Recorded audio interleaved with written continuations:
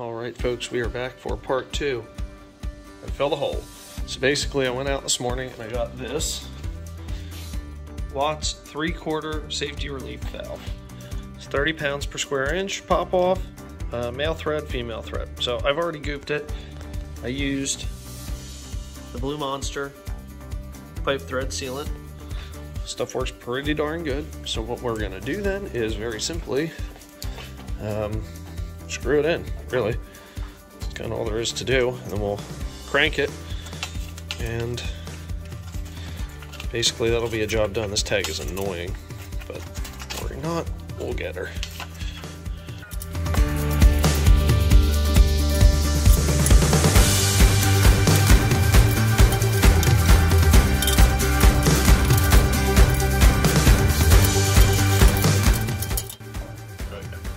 That's the ticket.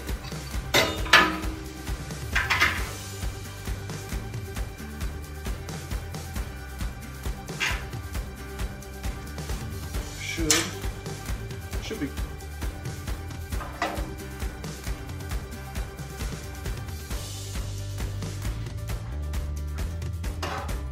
There we go.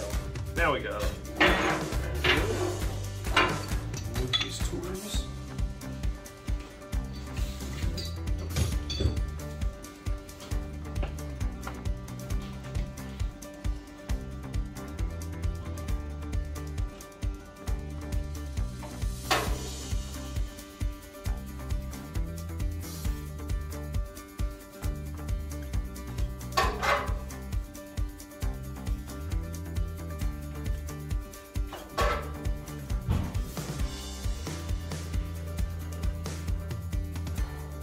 Okay. Done deal. Okay, so I don't know if you guys will see it. Okay, take a look carefully. Do you know what I'm about to complain about that the previous, whoever touched this, basically whoever put this pump in, put these in. Do you know what I'm going to complain about? I'll show you. It says, do not use flat rubber gaskets where leaks may result. Oh, what a coinky-dink. So, now that we have established that, I also found out that this brand is called Taco, not Taco, so it's Taco Wednesday. Got 2 new seals that should pop right into there, and we should be able to fill her up. So, we'll see what happens. We'll blast this apart real quick.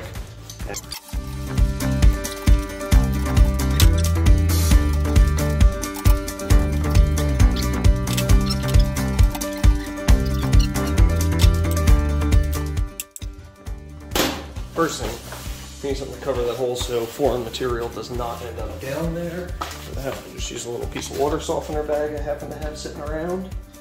And yeah, I'm gonna take this out of here like we should have in the first place.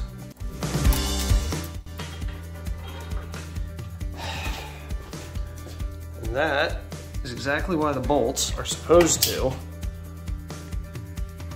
go in from the flange side, you dingleberries. So, not a problem, just a nuisance. Onward.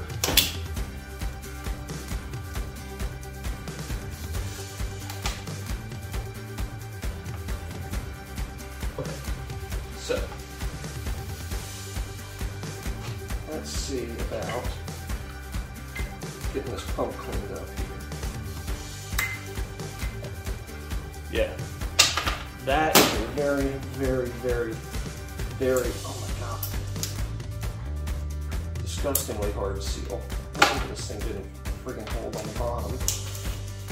So what we need to accomplish is that mating area where it's recessed has to get cleaned.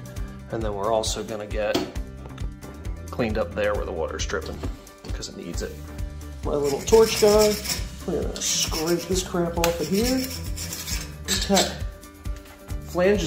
Flanges are both clean and ready to accept the new seal, and theoretically, seal they should. The cleaner you get this, the less chance you are going to have of a leak.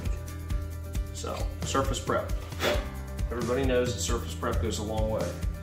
All right, we do have one other item to do in preparation for putting this back together, and that is, focus, cleaning these pieces of crap up. So, stick them in the vise, Give them a quick buzz. We'll see what we get. Hopefully they'll clean up some. I think they will.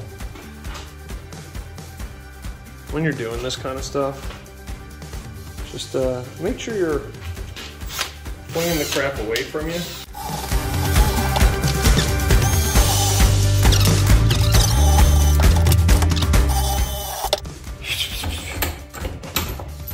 Smells like rust. Huh. Alright, time to put this thing back together. So, we are going to go ahead, and as you'll notice, I did obviously take it apart. I had to clean this on the bench because there was 0.0% chance I was getting that gasket out with it floating by the wire. So, I'm going to use our Taco seals and try to get this sucker back in. And we'll hook the wires back up, and we can begin the process of filling it with water. Alright, so we got our new seal in here. Set the pump in, and that's that. All right, we're done. Just kidding. Bolts.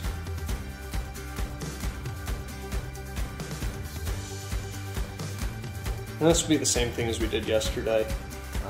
We'll snug all the bolts by hand real quick, and then what we will do is make sure that we are looking as centered as it can be on the flange on either end with the pump and the seal, so that way it's riding on the layer or the little ledge that it's supposed to, and theoretically we won't have any leaks here.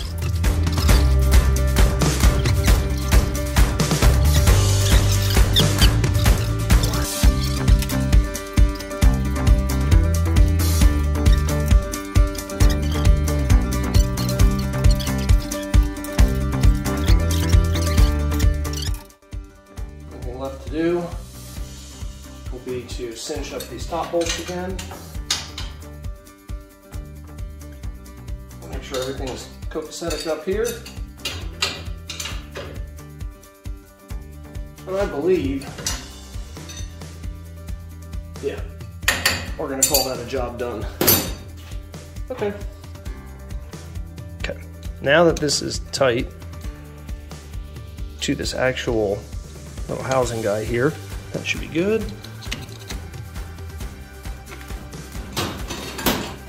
Give this a little. All right, we've got everything put back together. And now it's time. I'm gonna put water up in here. See what we get. Okay, update on the fill. It's taking pressure. We've run the pump several times. There it goes again. So far, it appears dry. Let's go check the other side of things on this device over here. Looks like our valve is holding.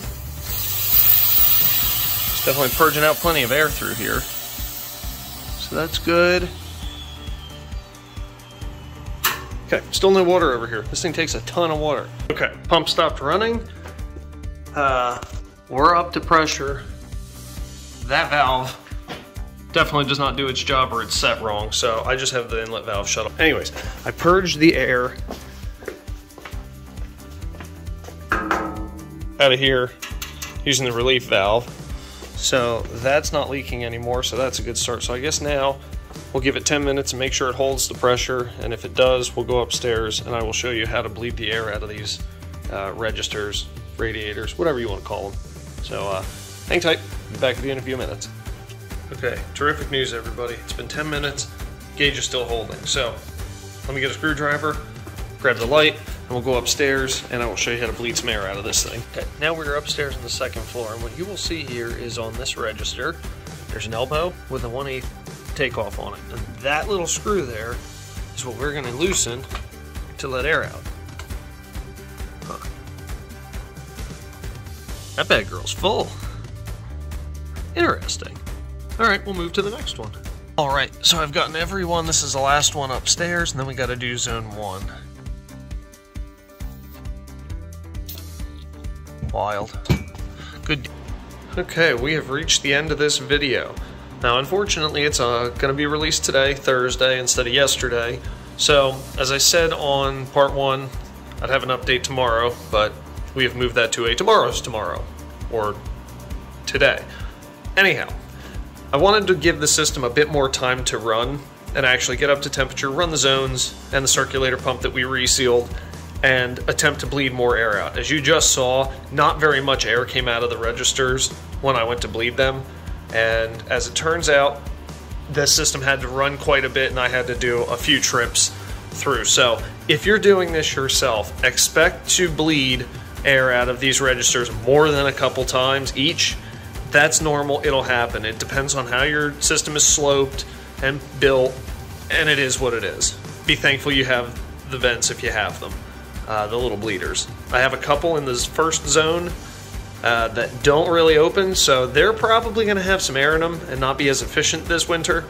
And come springtime, I will pull them out completely and replace them. Some are just bolts, and obviously that ain't going to work.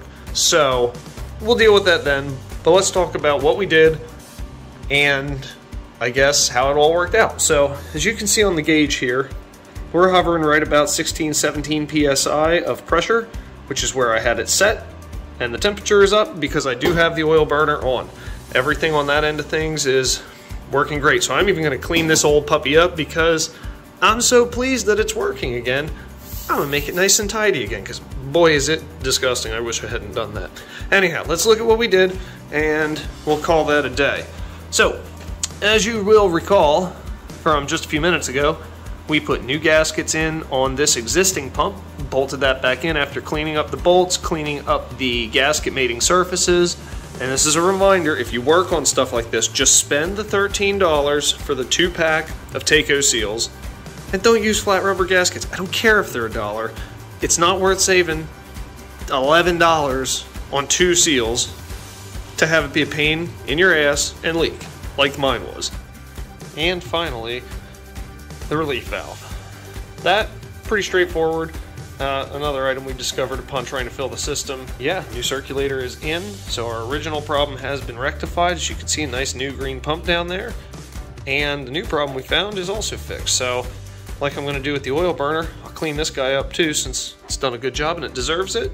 And until the next one, thank you guys for watching. If you found this video helpful, like, and if you want to see more content like this, subscribe, and if you want to see other stuff, leave a comment. Thanks, and catch you on the next one.